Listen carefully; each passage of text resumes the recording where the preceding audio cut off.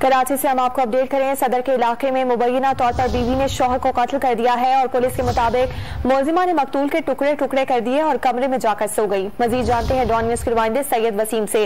वसीम, बताएगा खातून की जानिब से इतना इंतहाई इकदाम क्यों उठाया गया और पुलिस का क्या बताना है वाक़े से मुतालिक?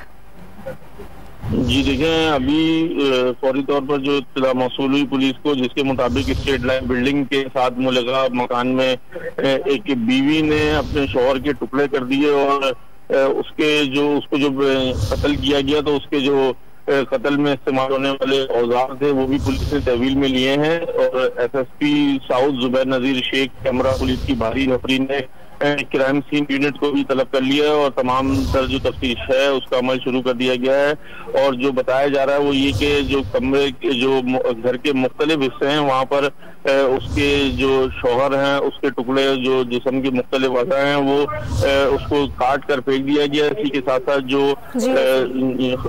बीवी थी उसको भी जो है वो जो पुलिस का कहना है कि ये इस वक्त जो है वो कोई नशा आवर चीज इस्तेमाल की हुई थी इसने और अभी तक जो है वो उसका बयान कलमबंदी हो सका है। ताहम पुलिस ने उस बीवी को हिरासत में ले लिया है। जी बहुत शुक्रिया सैयद वसीम, आपने हमें अपडेट किया।